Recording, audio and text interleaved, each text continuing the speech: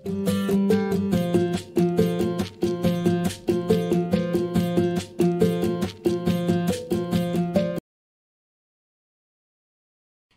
का सपना था कि उसे कोई बहुत ज्यादा समझदार और स्मार्ट पढ़ा लिखा लड़का मिले, लेकिन कहते हैं ना, जो भाग्य में होता है होता वही है। देख, मैं साफ कह रही हूँ, लड़की के बाप के पास भर भर के पैसा है। अरे एक बार लड़की ने तुझे पसंद कर लिया तो समझ के पैसे की तो नदियां भर जाएंगी, लेकिन फिर भी तेरी प्यास नहीं बुझेगी बेटा। अरे माँ, फ्रिज में मैंने 2 बोतल पानी की रखी है, और कैसे प्यास बुझेगी? अरे 5वीं फेल, मैं बात कर रही हूँ पैसों की प्यास की। तू गवाह नहीं समझेगा इस बात को। बस तुझसे लोगों की नौकरी करवा लो। वो क्या है ना आशीष की माँ, वो सीधा है, और जिसे तू लोगों की नौकरी बोल रही है ना, वो आशीष का प्यार है अपने लोगों के लिए, जिनसे वो प्यार करता है या जिनसे जुड़ा हुआ है वो। अरे जमाना नहीं रहा वो। अरे आज की डेट में तो ना बेटा माँ का है, ना ही पति पत्नी का। कैसी बात कर रही है माँ? चाहे दुनिया यहाँ की वहाँ क्यों ना हो जाए, मैं आपके बिना नहीं रह सकता, ना ही मैं आपको कभी धोखा दे सकता हूँ। अरे हाँ, ठीक है ठीक है। देख, लड़की को पढ़ा लिखा लड़का चाहिए तो वहाँ चुप रहना। जबान खोलेगा तो पता चल जाएगा कि 5वीं पास है। अरे तो पढ़ा देती ना आगे। माना सौतेली माँ हो, लेकिन दहेज की लालच तो अपने बेटे जैसी ही रख रही हो। पापा ऐसा मत बोलिए ना माँ को, वो मेरी माँ है, मैं उनसे बहुत प्यार करता हूँ। अच्छा अच्छा बेटा, कुछ नहीं कहता, बस तैयार हो जा, चलते हैं और देखते हैं कि कौन है लड़की और क्या चाहती है। सभी मिलकर लड़की देखने जाते हैं, जहाँ स्नेहा आशीष को देखकर ही इम्प्रेस हो जाती है। वाह, कितना हैंडसम है, काश इससे मेरी शादी हो जाती, लेकिन पता नहीं कितना पढ़ा लिखा है। स्नेहा, लड़का बहुत अच्छा है, बेचारी की माँ दूसरी है, लेकिन देख रही है ना, हीरा भी इतना चमकीला नहीं होगा जितना कि ये। स्नेहा को समझ नहीं आता कि वो क्या करे। वो आशीष से मिलती है, उसकी सादगी, उसकी बातें उसे भा जाती है। मैंने नहीं सोचा था कि इतना पढ़ा लिखा लड़का मुझे मिलेगा। मैं शादी करने के लिए तैयार हूँ। और फिर स्नेहा और आशीष की शादी हो जाती है। शादी के बाद सासू माँ कहती है, अरे बेटा, वो तेरे जेवर मुझे दे दे, मैं संभाल कर रख दूंगी। स्नेहा, जो कि खुद भी एक समझदार लड़की थी, नहीं नहीं, मैं अपने जेवर नहीं दूंगी, उसके लिए तो मैंने पहले ही लॉकर खुलवा लिया था माँ जी। ये मेरी कुछ आर्टिफिशियल ज्वेलरी है, इसे रख लीजिए। वैसे मेरी अलमारी में जगह नहीं है ना। सास बेचारी नई नई बहू से क्या उलझती। सुनिए जी, मैंने आपके लिए खाना और नाश्ता बना दिया है, ऑफिस कब जाना है? कौन से ऑफिस में? मैं तो घर का सारा काम करता हूँ। हाँ? क्या बात कर रहे हैं? इतना पढ़ लिख कर आप घर का काम क्यों करते हैं? कितना पढ़ लिख कर?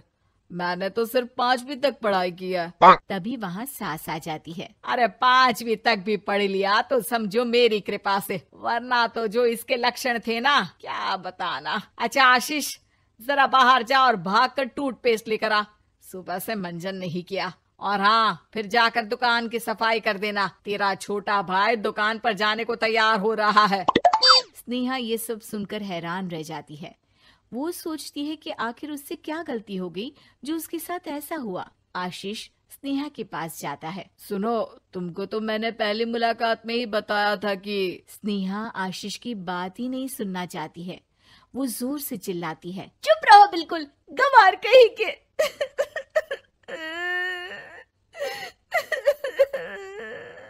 कितना बड़ा धोखा हो गया मेरे साथ, अब मैं इस घर में नहीं रह सकती। प्लीज ऐसी बात मत करो, मेरी पत्नी हो तुम, जैसे बोलोगी मैं वैसा करूंगा। मैं कोशिश करूंगा बाहर जाकर कोई काम ढूंढ लूं, पर प्लीज मत जाओ। चुप रहो गंवार कहीं के, मैं तुम्हारे जैसी की बीवी हो ही नहीं सकती। आशीष स्नेहा को लाख समझाने की कोशिश करता है, लेकिन वो अपने मायके चली जाती है। माँ चलिए ना, स्नेहा को मना कर लेकर आते हैं। अरे जाओ, मनाने जाए मेरी जूती, इतना घमंड जैसे कलेक्टर हो कहीं की महारानी। अरे मैं तो तुझे कहूंगी कि तू भी भूल जा, हमने नहीं भगाया, खुद ही तो गई है। माँ वो बीवी है मेरी, मैं प्यार करता हूँ उससे, मैं जा रहा हूँ उसे लेने। वहीं स्नेहा के घर पर माँ, वो तो कुछ काम ही नहीं करता, घर का नौकर है, 5वीं पास। मैं नहीं रह सकती ऐसे आदमी के साथ माँ। बेटा, वो लड़का बहुत अच्छा है, उसकी तारीफ मैंने हर किसी से सुनी है। तेरा पति है, अब तक एक गलत माँ के साथ रह रहा था, तू संवारेगी तो संवर जाएगा। तभी वहाँ आशीष आ जाता है। मुझे माफ कर दो स्नेहा, पर प्लीज मुझे छोड़कर मत जाओ। मेरी माँ के जाने के बाद मुझे तुम्ही से सारी उम्मीद है। तुम जैसा कहोगी मैं करूँगा, पर प्लीज मेरे साथ रहो। सबके समझाने बुझाने के बाद स्नेहा आशीष के साथ घर आ जाती है। आ गई महारानी, अब आई हो और सच्चाई भी पता चल गई है, तो थोड़ा तमीज से पति के साथ घर देख, रसोई संभाल और हम सबकी सेवा कर। देखो, मैं अब इस घर में बंटवारा चाहती हूँ। जो मेरे पति का हिस्सा है वो उसे मिले, और वो आज से कोई काम नहीं करेंगे। हिस्सा ले लो ले लो, लेकिन कमाओगे क्या, खाओगे क्या, धूल मिट्टी। अरे तेरा पति किसी काम का नहीं है, वो तो मेरा बेटा कमा रहा है तो 2 रोटी मिल जाती है इसे। तभी वहाँ स्नेहा के ससुर आ जाते हैं।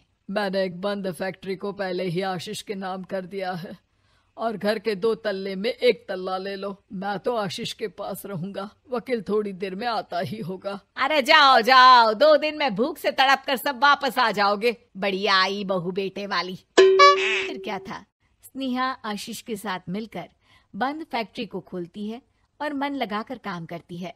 दोनों की मेहनत रंग लाती है और आशीष अपनी मेहनत से एक सफल बिजनेसमैन बन जाता है। लेकिन एक दिन, अरे बहू बेटा आशीष, मुझे माफ कर दो, मैं भी अब तुम लोगों के साथ रहना चाहती हूँ। इस कमबख्त ने तो दुकान का बेड़ा गर्क कर दिया। वो तो आशीष था जो सारा दुकान का काम संभालता था। बेटा, हमारे पास तो अब खाने को भी नहीं बचा।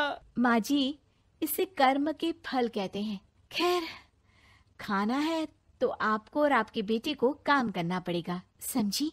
हे भगवान, अब ये दिन आ गए हैं कि बहू के साथ रहने के लिए मुझे काम करना पड़ेगा। बेटा आशीष, तू ही समझाना अपनी बीवी को। पता है ना मैंने तुझे कितने प्यार से पाला है। हाँ माँ, वो तो ऐसे ही बोल रही है आपको। अरे घर में कामकाज के लिए बहुत सारे नौकर चाकर है, आप आराम से रहिए माँ।